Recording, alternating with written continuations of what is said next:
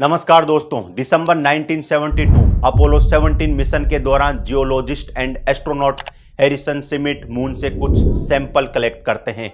इन samples की testing करने से हमें पता चलता है कि मून की सरफेस पर एक दुर्लभ खनिज पाया जाता है, हीलियम 3। हीलियम 3 इतना पावरफुल खनिज है कि यदि इसका 1/4 हिस्सा भी अर्थ पर लाया जाए तो अर्थ की 500 सालों की ऊर्जा जरूरतें पूरी हो सकती है। और इसी को लेकर जुलाई 2019 में इसरो के फॉर्मर चीफ के सिवन कहते हैं कि जो भी देश इस ऊर्जा के स्रोत को अर्थ पर लाने में सक्षम होगा वो इस पूरी प्रक्रिया पर राज करेगा। हीलियम 3 के साथ ही चंद्रमा की इंपॉर्टेंस हमारे लिए उस समय बढ़ जाती है जब 2008 में इसरो के द्वारा भेजा गया मिशन चंद्रयान फर्स्ट चंद्रमा की सरफेस पर वाटर मॉलिक्यूल्स डिटेक्ट करता है। और ये वाटर मॉलिक्यूल्स डिटेक्ट किए गए थे चंद्रमा के मिस्टीरियस पार्ट साउथ पोल पर।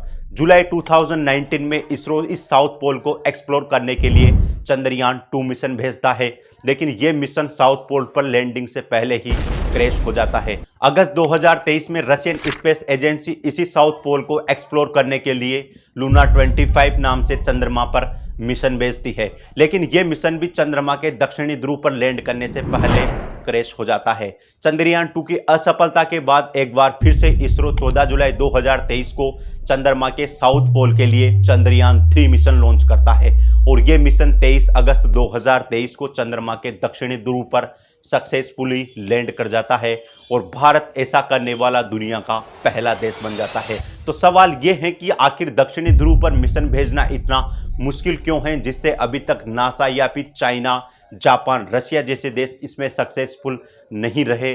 और दूसरा सवाल यह है कि चंद्रमा पर मिशन भेजने में ये देश अरबों डॉलर खर्च करने को तैयार क्यों हैं, और चंद्रयान 3 अभी हाल ही में भारत के द्वारा भेजा गया था, उसका मेन ऑब्जेक्टिव क्या है, आइए जानते हैं आज के इस वीडियो में।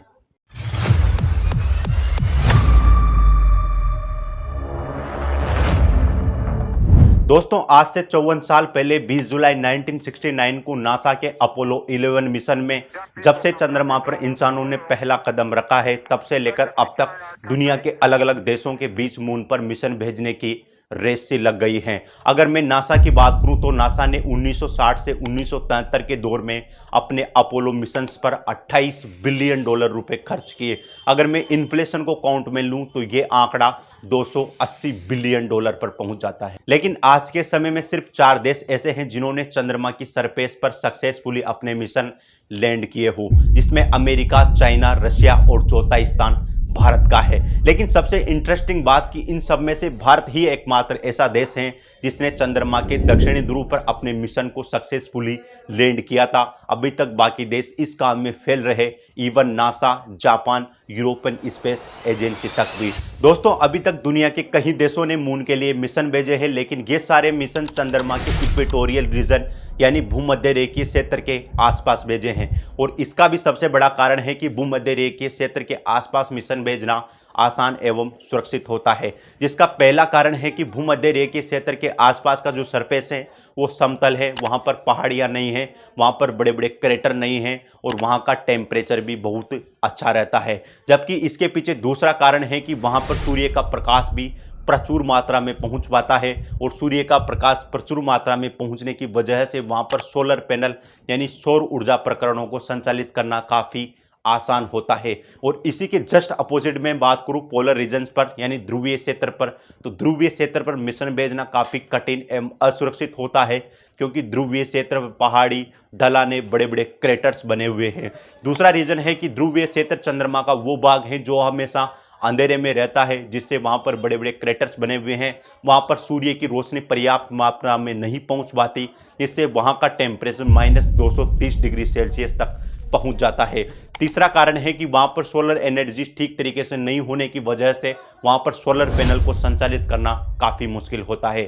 चंद्रमा के दक्षिणी ध्रुव पर टेम्परेचर -230 डिग्री सेल्सियस होने की वजह से वहां पर किसी भी तरह का सॉफ्टवेयर या फिर सिग्नल प्राप्त करना लगभग इम्पॉसिबल है। इसलिए चंद्रमा के अधिकतर मिशन भूमध्य रेखीय क्षेत्र यानी इक्वेटोरियल रीजन के आसपास भेजे जाते हैं। लेकिन दोस्तों, आपके माइंड में यह सवाल आया होगा कि आखिर सूर्य का प्रकाश चंद्रमा के ध्रुवीय क्षेत्रों पर क्यों नहीं पहुंच पाता है। तो दोस्तों, इसका सबसे बड़ा कारण है, जो कि आपने ज्योग्राफी में पढ़ा होगा, कि हमारी जो पृथ्वी है वो 23.5 डिग्री अक्ष पर झुकी हुई है और 23.5 डिग्री अक्ष पर झुकी होने की वजह से अर्थ के ऑलमोस्ट सभी पार्ट्स पर सूर्य की रोशनी पहुंच जाती है। जबकि मैं बात करूं चंद्रमा की, तो चंद्रमा अपने अर्थ पर सिर्फ 1.5 डिग्री सेल्सियस झुका हुआ है और इसका झुकाव अर्थ की तुलना में कम होने की वजह से सूर्य की रोशनी चंद्रमा के सिर्फ स्पेसिफिक रीजन पर पहुंच पाती है और चंद्रमा का ध्रुवीय क्षेत्र अंधेरे में रह जाता है। और इस चंद्रमा के ध्रुवीय क्षेत्र को PSR के नाम से जाना जाता है,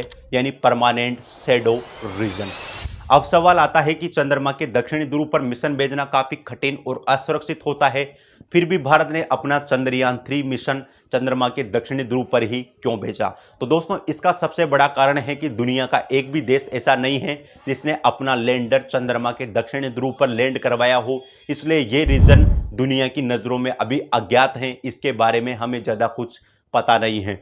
और दूसरा इसका रीजन है कि इस क्षेत्र के कई हिस्सों में सूर्य का प्रकाश बिलियन वर्षों से नहीं पहुंच पाया है, जिससे यहाँ का टेम्परेचर -230 डिग्री सेल्सियस तक हो सकता है। और -230 डिग्री सेल्सियस होने का मतलब है कि यहाँ पर लाखों वर्षों पहले जब यहाँ पर पानी की मौजूदगी रही होगी, तो वो पानी आज भी बर्फ के रूप में इस एरिया में जमे होने की संभावना है।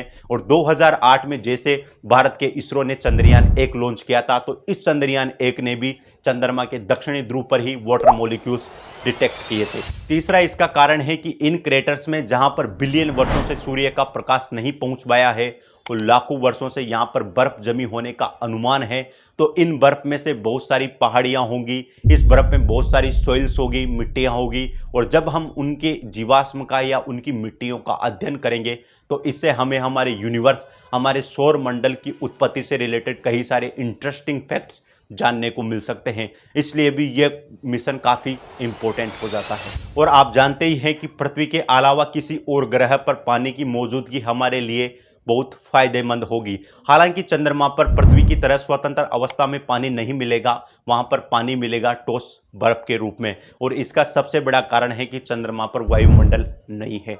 चंद्रमा पर पानी मिलने की वजह से हम इस पानी का इस्तेमाल ईंधन में कर सकते हैं। हम पानी के तत्वों को अपघटित करके उनको हाइड्रोजन और ऑक्सीजन में तोड़ सकते हैं, जिनका उपयोग हम क्रायोजेनिक इंजन में ईंधन के रूप में कर सकते हैं। चंद्रमा पर पानी का उपयोग हम भविष्य के अंतरिक्ष यात्रियों के लिए चंद्रमा पर ऑक्सीजन निर्माण के लिए कर सकते हैं। और जब भी अर्थ से सुदूरवर्ती स्पेस में मिशन भेजे जाएंगे, तो हम चंद्रयान का यूज एक लॉन्च पैड की तरह कर सकते हैं, क्योंकि आपको पता होगा कि चंद्रमा ही एकमात्र ग्रह है जो पृथ्वी के सबसे नजदीक है, और इससे चंद्रमा की दूरी 3,84,000 किलोमीटर है। तो यदि हमने चंद्रमा की सतह पर पानी की मौजूदगी का पता लगा लिया और यहाँ पर पानी मिलना पॉसिबल हो गया, तो हम यहाँ पर ऑक्सीजन निर्माण कर सकते हैं और इस जगह को एक लॉन्च पैड के रूप में इस्तेमाल कर सकते हैं। और जैसे हमारे सुदूरवर्ती स्पेस मिशन होंगे, उस मिशन में से सबसे पहले हम मून पर जाएंगे और मून पर से मिशन बाकी अंतरिक्ष को एक्सप्लोर करेंगे। और मशहूर साइंटिस्ट स्टीफन हॉकिंग ने भी कहा था कि बिना अंतरिक्ष में जाए मानव प्रजाति का कोई अस्तित्व नहीं है। दोस्तों, चंद्रमा पर मिशन भेजने का एक और सबसे बड़ा कारण है कि साइंटिस्ट का यह अनुमान है कि चंद्रमा की सतह पर खनिज संसाधनों की भरपूर मात्रा है। और इसी का एग्जाम्पल देखने को मिला हमें दिसंबर 1972 में, जब नासा के अपोलो 17 मिशन के दौरान astronaut and geologist Harrison Smith ने जो मून से सैंपल कलेक्ट किए थे, और जब उन सैंपल्स की टेस्टिंग की गई तो उनसे हमें पता चला कि चंद्रमा की सतह पर एक दुर्लभ खनिज है, हीलियम 3। और ये हीलियम 3 की कैपेसिटी यह है कि ये हीलियम 3 न्यूक्लियर रिएक्टर में ऊर्जा को रिप्रोड्यूस करने में काम आएगा, जिसकी वजह से हम आने वाली पीढ़ियों के लिए ऊर्जा जरूरतें पूरी कर सकते हैं। और दोस्तों, नासा की एक रिपोर्ट के अकॉर्डिंग चंद्रमा पर 1 मिलियन मीट्रिक टन हीलियम 3 होने का अनुमान है। और यदि इस हीलियम का सिर्फ 1/4 हिस्सा ही अर्थ पर लाया गया, तो भी हम अर्थ के 500 सालों की ऊर्जा जरूरतों को पूरी कर सकते हैं। अब सवाल आता है कि हीलियम 3 जैसा एलिमेंट क्या अर्थ पर नहीं मिलता? तो इसका जवाब है जी नहीं दोस्तों, हीलियम 3 हमें अभी मून पर मिला है, और इसके सबसे बड़ा कारण है हीलियम 3 का निर्माण। क्योंकि अगर आप हीलियम 3 के बनावट की प्रोसेस को देखोगे, तो इससे आपको पता चलेगा कि ये अर्थ पर क्यों नहीं मिलता। जब भी सूर्य पर सौर तूफान चलते हैं, तो उससे सौर पवनें पैदा होती हैं, और इन सौर पवनों से कुछ एलिमेंट्स ऐसे होते हैं जो कि आकर के चंद्रमा की सतह पर जमा होते हैं, और उससे हीलियम 3 का निर्माण होता है। अब आपके मन में सवाल आया होगा कि ये फिर ये एलिमेंट्स अर्थ पर क्यों नहीं आ सकते? तो इसके सबसे बड़ा कारण है कि अर्थ का इलेक्ट्रोमैग्नेटिक फील्ड। दोस्तों आपको पता होगा कि अर्थ का इलेक्ट्रोमैग्नेटिक फील्ड सौर पवनों से हमारी रक्षा करता है। इससे वो एलिमेंट्स अर्थ पर नहीं आ पाते और इससे हमारा पर्यावरण बच जाता है। लेकिन मैं बात करूं वायुमंडल की, जो कि चंद्रमा पर नहीं है और वहां पर किसी भी तरह का इलेक्ट्रोमैग्नेटिक फील्ड भी नहीं है, तो वहां से आने वाली सौर पवनों में जो भी एलिमेंट्स आते हैं वो चंद्रमा की सतह पर जमा होते हैं और इससे ही हीलियम 3 का निर्माण होता है। और इसी को लेकर सन 2006 में इसरो के चेयरमैन माधवन नायर ने कहा था कि 2008 में जो चंद्रयान 1 मिशन भेजा जाएगा, इसका एक पर्पस भी ये भी होगा कि वो चंद्रमा की सतह पर हीलियम 3 को तलाश करेगा। जुलाई 2019 में जब चंद्रयान 2 लॉन्च किया गया था, तो उस समय इसरो के चीफ के सिवन ने कहा था कि जिस भी देश के पास में उस ऊर्जा के स्रोत को अर्थ तक लाने की क्षमता होगी, वो पूरी दुनिया की इस प्रोसेस पर राज करेगा। तो इससे हमें पता चल सकता है कि हीलियम 3 की इंपॉर्टेंस हमारे लिए कितनी हो सकती है, कैसे हम उसका यूज न्यूक्लियर रिएक्टर्स में कर सकते हैं और उससे नई एनर्जी